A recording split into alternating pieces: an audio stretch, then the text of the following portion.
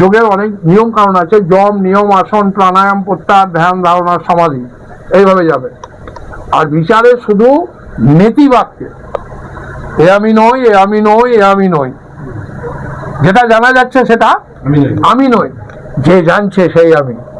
চৈতন্য রূপী ভগবান সদা সর্বদা সর্বজীবের অন্তরে বিরাজ করছে, ভেতরে বাইরে সর্বত্র বিরাজ করছে। সেই ভগবানকে উপলব্ধি করা যাবে, চোখে দেখা যাবে না। সেই ভগবানই আছে, আর কিছু নাই। আর বেশিরভাগ ধর্মেরই ভগবান একজন, সনাতনেরও ভগবান একজন। ভগবান কখনো বহু হয় না, ভগবান একজন। একমেব দ্বিতীয়ম, একই ভগবান। তিনি ঈশ্বর, তিনি ভগবান, তিনি সর্বান্তর্যামী, তিনি চৈতন্য পুরুষ। এটাকে উপলব্ধি কর আর নিজের জীবনটাকে ধন্য কর, বাস দেখবি সারা সমস্যার সমাধান তোর এইখানেই ঢুকে আছে। এই ছাড়া আর তোর সমস্যার সমাধানের জায়গা নাই। যত ভগবান দেখবি, দেখ মৃত্যুর পরে তোকে কেউ নিয়ে যেতে পারবে না। আর এই জ্ঞান হওয়ার পর মৃত্যু বলে কিছু অন্তত থাকবে না। জন্ম এবং মৃত্যুর জট থেকে তো চিরতরে মুক্তি। আমি মুর্শিদাবাদ থেকে এসেছি, আমার নাম রাজকুমার মন্ডল।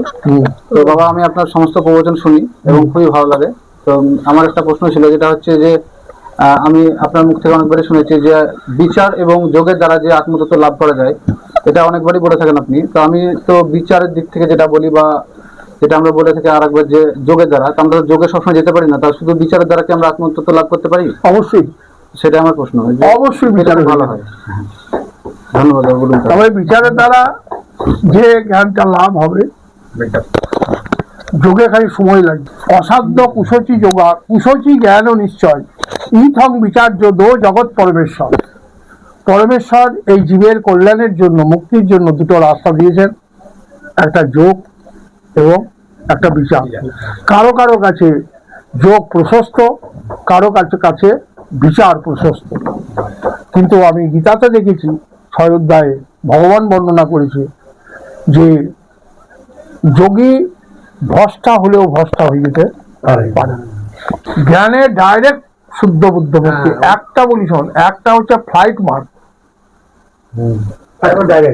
একদম ডাইরেক্ট ফ্লাইটে চলে গেল, নদী নালা আকাশ বাতাস গ্রামগঞ্জ চলে গেল। আর একটা হচ্ছে যোগ মার্ক, সেটা একটু ঘোরপথ, মানে রুট মার্ক। যেমন ধর বাসায় আমি কলকাতা যাচ্ছি, আমাকে সময় লেগে যাবে, কারণ ঘুরে ঘুরে যেতে হচ্ছে। আর ফ্লাইটে বলো একদম ডাইরেক্ট চলছে। তো বিচারটা হচ্ছে ডাইরেক্ট, কি মন নয়, বুদ্ধি নয়, দেহ নয়, আমি অহংকার নই, আমি শুদ্ধ চৈতন্য, শুদ্ধ চৈতন্য। আর একটা মার্গ জাতি আছে, ভক্তি মার্গ। কিন্তু ভক্তি যোগে আমি দেখেছি 2-4 জন্ম যাবে, এসে ওকে জানিয়ে আসতে হবে। আর যোগের ভেতরে কঠোরতা আছে, অনেক নিয়ম শৃঙ্খলা আছে। তাহলে যোগটাকে কেন অনেকে গ্রহণ করেছে, আবার অনেকে বিচারটা কি গ্রহণ করেছে, এখানে একটা প্রশ্ন চলে আসে। তাহলে যারা যোগ করছে এত কঠোরতা, ওগুলা কি ব্যর্থ না? ব্যর্থ নয়, এটা ওর পূর্বজন্মের সংস্কার। পূর্বজন্মে যাকে যেরকম সংস্কার করেছে, সে সেই দিকেই যাবে। সে কঠোরতার পর যখন এই জ্ঞানটা হবে, তখনও বুঝতে পারবে যে এই কঠোরতা করার আমার কোনো প্রয়োজনই ছিল না। যখন জ্ঞানে দাঁড়িয়ে পৌঁছাবে, একদিন তো পৌঁছাবি। পৌঁছানোর পর দেখবে এ দেহ মন বুদ্ধি আমি পূর্বেও ছিলাম না, এই কঠোরতা আমার বেকার। আর জ্ঞান যোগে গুরু ওকে প্রথমেই বিচারে ওকে এগুলোকে সরিয়ে দিচ্ছে, ডাইরেক্ট ওকে আত্মাতে দাঁড়াইছে। এই জন্য বলে একটা ফ্লাইট মার্ক আর একটা ঘুরিয়ে যেতে হচ্ছে। এবার দেখবি যোগী ভস্তার কথা বলেছে, কিন্তু বিচারী ভস্তা আজ পর্যন্ত ভগবান কখনো করেনি। তবে যোগী ভস্তা হলেও সে আর একটা লাভ আছে, কারণ যোগী যারা যোগ সাধনা করে এবং পরিশেষে যে কোনো কারণেই হোক, যেমন ধরো অসুখ বিসুখ হয়ে গেল, ও আর যোগে পারলো না, তাহলে তার জীবনটা কি নিষ্ফল হয়ে গেল? না, ভগবান বলেছেন না, তা হবে না। কারণ ভগবান বলেছেন যে যোগী ভস্তা ব্যক্তিরা ছিন্ন ভিন্ন মেঘের মতো ওদের জীবন হয় না, ওরা যেখানে জন্ম পায় সেই জন্ম হয় অত্যন্ত দুর্লভ জন্ম, মানে সেসব জন্ম এখানে হয় না। সুচিনাং সুমাতাং গৃহে যোগী ভ্রষ্ট বিজায়তে অথবা যোগী নাম কুলে ধীমাতাম। শব্দের অর্থ হচ্ছে যদি কেউ যোগীভ্রষ্ট হয়ে মৃত্যুবরণ করে যায়, জ্ঞান লাভ করতে পারেনি, মাঝ পথে ড্রপ হয়ে গেছে, তো এদের জীবন সাধারণ মানুষের মতন জীবন হবে না, এদের জীবন হবে অত্যন্ত দুর্লভ জীবন। কোন পবিত্র কুলীন বংশে জন্ম নেবে অথবা কোন রাজগৃহে রাজ পরিবারে জনক রাজার মতন গৃহে জন্ম নেবে, সেই জন্মে মুক্তি লাভ করবে। এই জন্য আমি একটা কথা বলি কি, এই ব্রহ্মজ্ঞানের সাধনায় ও যোগী যাক বিচারী যাক, ওর কিন্তু লাভ ছাড়া লোকসান, এই পথে লাভ ছাড়া লোকসান, বাকি সব ব্যবসাদারি হয়ে যাবে, কামনা বাসনা তীব্রতা বাড়বে। হ্যাঁ, এই করলে এই পাবো, ওই করলে ওই হব, এই বাসনায় ওকে বেঁধে দেবে। যার মনের ভেতরে কোনো বাসনাই কাজ করে না, যার তৃণ থেকে ব্রহ্মলোক পর্যন্ত যার বৈরাগ্য জন্মেছে, ইয় মূত্রাদি ফলভোগ বিরাগা, যার তৃণ থেকে স্বর্গলোক তো দূরের কথা, ব্রহ্মলোক পর্যন্ত যার এই জ্ঞানে সেই সমস্ত পথ, সেই সমস্ত জায়গা, সেই সমস্ত প্রতিষ্ঠা, সেই সমস্ত ইন্দ্র পথ পর্যন্ত যে জ্ঞানে অত্যন্ত নগণ্য লাগে, তুচ্ছ লাগে, তার নামই হলো ব্রহ্মজ্ঞান। হ্যাঁ, যদ লব্বানা পরম লাভে, যে জ্ঞান লাভ করলে, যে স্থান প্রাপ্ত করলে পরে তার অতিরিক্ত কোন স্থান আছে বলে যার আর মনে হয় না, তার নাম ব্রহ্মজ্ঞান। এই জন্য আমি প্রত্যেকটা ছেলে মেয়েকে বলি কি তুমি গীতা পড়ো, আর যারা আমার কাছে আসে তাদেরকে আমি গীতাই তুলে দিই, যে গীতা পড়ো এবং উপনিষদ পড়ো। বৈদিক উপনিষদ সনাতন ধর্ম যে বিধি নিষেধ তোমাদেরকে দিয়েছে, এটা খুব ফলো করা দরকার। আর আমি জানি গীতার পরে কোনো শাস্ত্র হয়নি, গীতার পরে যা হয়েছে সব বানোয়াট। অন্যান্য শাস্ত্রে ব্রহ্মতত্ত্বের উপরে অনেক জোরালো উপদেশ করেছে, অন্যান্য শাস্ত্রে আছে, নাম বলবো না, আছে, কিন্তু সেই ব্রহ্মতত্ত্বের যে অংশগুলো, যে অধ্যায়গুলো করা হয়েছে, যে শ্লোকগুলো করা হয়েছে, কেউ সেইটাকে পাঠ করে বোঝায় না, সেটাকে বাদ দিয়ে যত গল্প কাহিনীতে সব মানুষকে মোহিত করে রাখছে। যেমন একটা কথা বলি, চাতুর্শ্লোকী ভাগবত, ভাগবতের প্রথম জায়গাটাই হচ্ছে চাতুর্শ্লোকী। 4টা শ্লোকে সুখদেব মহারাজকে পরীক্ষিত মহারাজকে বুঝিয়েছে। ভাগবত কটা শ্লোকে? চাতুর্শ্লোকী ভাগবত, প্রথমেই আছে চাতুর্শ্লোকী ভাগবত। কিন্তু দুঃখের কথা, এই 4টা শ্লোক হচ্ছে সার কথা, এটা সম্পূর্ণ আত্মতত্ত্বের উপরে বিস্তার বর্ণনা করেছে 4টা শ্লোকে। তারপরের যে শ্লোকগুলো হয়েছে সব গল্পের ছলে হয়েছে। আর কিছু কিছু অধ্যায় আছে সেগুলা পুরা ব্রহ্মতত্ত্বের উপরে আছে। এতে যারা ভাগবত পাঠী, সেই চতুর্শ্লোকী ভাগবত পাঠীরা একটাও বর্ণনা করে না। এইখানে এই ঝাড়খণ্ডের এই ধারে একটা গ্রাম আছে, তা ভাগবত পাঠ হবে, আর কি যাই হোক কোনো কারণবশত সেই দিন আমি ওই গ্রামে গিয়ে হাজির। দিয়ে আমি যাওয়ার পর আমি জানতে পারলাম যে এখানে ভাগবত পাঠী একজন এসছেন, খুব নাম করা ভাগবত পাঠী, বয়স্ক। আমি যাওয়ার পর উনি আমাকে জড়িয়ে ধরলেন, আমিও ওনাকে জড়িয়ে ধরলাম এবং আমি ওনাকে প্রণাম করলাম। না না, আপনি আমাকে প্রণাম করবেন না। আপনার না, আপনি আমার বয়োজ্যেষ্ঠ। মুখের দিকে তাকিয়ে তখন আমাকে বলল যে এই দেখি বোঝা যায় যে আপনি একদম নিরঙ্কারী মানুষ। 7 দিন করব উনি আর কি। আমি সেই দিন গেলাম, আমাকে ওনার পাশেই আমাকে বসালেন। বসেই আমি প্রথমেই ওনাকে বললাম, উনি একটা স্তব করলেন শ্রীকৃষ্ণ রাধাকৃষ্ণের উপরে। আমি চুপচাপ শুনলাম। শোনার পর আমি বললাম, দেখুন আমি এসেছি, ভাগবতের তো প্রথম জায়গাটাই হচ্ছে চাতুর্শ্লোকী ভাগবত, আপনার এই ভাগবতটা খোলাই আছে ওর কাছে। তা ওরা হিন্দিভাষী, তাই হিন্দিতেই লেখা আছে। তা উনি আমাকে বললেন আমি নবম অধ্যায় আলোচনা করব, আর এটা আপনার সঙ্গে আমি প্রাইভেটে আলোচনা করব, এই চাতুশ্লোকের ভাগবতটা। তা কখন না সকালে।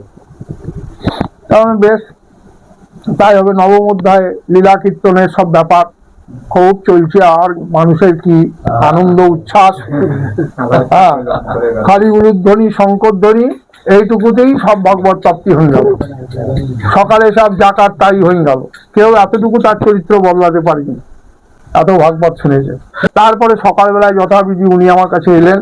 আমি ওই দুর্গা মন্দিরে, যে মন্দিরে আমার ঘর, আমাকে থাকার ব্যবস্থা করে দিয়েছে ওখানকার মানুষ, সেখানে আছি। তাও দেখছি উনি এলেন, কার বাড়িতে ছিলেন, উনি সেখান থেকে এলেন। আসার পর আমাকে বলল যে আপনি যে কালকে আমাকে চাতুর্শ্লোকী ভাগবতের বর্ণনা করতে বলেছেন, ওটা ভীষণ কঠিন, আর ওটা আমি কিছুই জানি না আত্মতত্ত্বের উপরে। তা বললাম যদি আপনি প্রথম শ্লোকটাই, যে প্রথম চাতুর্শ্লোকই যদি আপনি বর্ণনা না করতে পারেন, তাহলে আপনি এগুলো কেন করছেন? বলে দেখুন আমার গুরুদেব এগুলোকে শিখায়নি, আমি যেটুকু শিখেছি সেইটুকুই মানুষের কাছে নিবেদন করি, এতেই মানুষ আনন্দিত হয়। হ্যাঁ, আর আমি যে দক্ষিণাটা পাই এটা তো আমার সংসার চলে। তাই বললাম আপনি কি সংসার করেছেন? তাহলে যে আমি সংসার করেছি, আমার ছেলে পিলে আছে। আমার ঠিকই আছে। তা দেখো, মূল শ্লোক বাদ, এইটা যে 1 নম্বর পয়েন্ট। আর আমি পশ্চিমবাংলায় দেখেছি এই চাতুর্শ্লোকী ভাগবত, আমি ভাগবত অনেক জায়গাতে শুনেছি এবং টিভি চ্যানেলগুলোতে আমি শুনেছি, কিন্তু চাতুর্শ্লোকী ভাগবতের প্রথম যে 4টা শ্লোক, এটা বর্ণনা আজ পর্যন্ত কারোর মুখে আমি শুনিনি। আর এটাই হচ্ছে আত্মজ্ঞান, আত্মতত্ত্ব। এদের কাছে এটা বড় কঠিন। হ্যাঁ, আর যারা গীতার 2য় অধ্যায় পড়েছে, তারা ভাগবতের চাতুর্শ্লোকী পুরোটাই জেনে নিয়েছে। যারা আমাদের অদ্বৈত বেদান্তের যারা স্টুডেন্ট বা যারা ব্রহ্মজ্ঞান লাভ করেছেন, তারাও জানে কি ভগবান শঙ্করাচার্য দ্বৈত বিরোধী ছিলেন না, উনি অদ্বৈতের প্রতিষ্ঠাতা ছিলেন। কিন্তু উনি আনন্দ লহরী বলে একটা গ্রন্থ রচনা করেছেন, যে গ্রন্থে সারা দেব দেবীর স্তব স্তুতি উনিই রচনা করেছেন, শঙ্করাচার্য। যত গঙ্গা স্তব বল, শিব স্তব বল, সব শঙ্করাচার্যের রচনা। হ্যাঁ, এরকম দ্বৈতের প্রতিষ্ঠাপকও শঙ্করাচার্য, যা লুপ্ত হয়েছিল বৌদ্ধ যুগে। যিনি আদি গুরু শঙ্করাচার্য, যিনি স্বয়ং শিব অবতার, যিনি এই সনাতন ধর্মকে এই ঘোর মানে অবক্ষয়ের সময়, ঘোর বিপদের সময় যিনি উদ্ধার করেছেন এই সনাতন ধর্মকে। মানব জীবনের মুক্তির পথে, জীবনের মৃত্যু এবং জন্মে জয় করার পথে, হ্যাঁ, এইগুলো হচ্ছে বাধা। এই জন্য আমি বারবার বলছি, গীতার পরে আর কোনো গ্রন্থ হয়নি। গীতার প্রত্যেকটা মন্ত্র মুক্তির দিকে ছুটছে, প্রত্যেকটা শ্লোক মুক্তির দিকে ছুটছে। অনুধাবন করছে কে? করছে গীতা অনেকেই, কিন্তু অনুধাবন কি করতে পারছে? বিনা গুরু ছাড়া গীতা কেন কোনো গ্রন্থকেই অনুধাবন করতে পারবে না। আর যারা যোগে পারবে তারা যোগে যাবে, সাধনা স্তরে কথা বলছি। আর আমার মতে যোগ এবং বিচার দুটোই প্রশস্ত। আর যারা যোগ এবং বিচার দুটোই করে, ওরা বলিহারি যায়। আর যদি যোগে করতে না পারে, যোগের অনেক নিয়ম কারণ আছে, যম, নিয়ম, আসন, প্রাণায়াম, প্রত্যাহার, ধ্যান, ধারণা, সমাধি, এইভাবে যাবে। আর বিচারে শুধু নেতি বাক্যে, এ আমি নই, এ আমি নই, এ আমি নই, যেটা জানা যাচ্ছে সেটা আমি নই, যে জানছে সেই আমি, ও স্বয়ংে চলে যাবে, এটা তাড়াতাড়ি হবে। হ্যাঁ, দুটোই জ্ঞান মার্গে, যোগ জ্ঞান মার্গে, বিচারও তার জ্ঞান মার্গে। তবে যোগ জ্ঞান মার্গে যোগের এগুলো মানে নিয়ম কারণগুলো মেনে চলতে হবে। হ্যাঁ, আর পৃথিবীতে শুধু আমাদের ভারতবর্ষের কথা বলছি না, পৃথিবীতে সর্বশ্রেষ্ঠ যোগ হচ্ছে হংসবিদ্যা। এর উপরে কোনো যোগ নাই, হংসের উপরে কোনো যোগ নাই। যে যত বড়ই প্রাণায়াম করুক, যে যতই প্রাণ টানুক, এই মনকে অমন করে দেওয়ার একমাত্র শক্তি যদি আছে, তো তার নাম হচ্ছে হংসবিদ্যা। আর হংসের বিপরীত কি রে? সোহম। অসোহম প্রাপ্ত করবেই। কেবল চাই গুরু, তোমার মুক্তির জন্য চাই কেবল গুরু চাই। ক্ষত্রিয় ব্রহ্মনিষ্ঠ গুরু বিনা এই রাজ্যে প্রবেশ করতে পারবে না। মহা মূর্খ থেকে মূর্খ, যে লেখাপড়াই জানে না, অ আ বলতে জানে না, তারও মুক্তি পথ প্রশস্ত করেছেন ভগবান। কিসের মাধ্যমে? যোগের মাধ্যমে। আর যে পড়াশোনা জানে ওর পক্ষে বিচার করাই শ্রেষ্ঠ হবে। হ্যাঁ, আজকে এই বলে আজকের এই সমাপ্ত করলাম। হ্যাঁ, তোমরা ভাগ্যশালী হও এবং দিনে দিনে ভগবানের অভিমুখে যাত্রা করো। হরি ওম তৎসৎ। গুরু ব্রহ্মা গুরু বিষ্ণু গুরুদেব মহেশ্বর গুরু সাক্ষাৎ পরব্রহ্ম তস্मै শ্রী গুরবে নমঃ। ওম পূর্ণমদ পূর্ণমিদং পূর্ণাৎ পূর্ণমদাচ্যতে পূর্ণস্য পূর্ণমাদায় পূর্ণমেবাবশিষ্যতে। ওম শান্তি শান্তি শান্তি।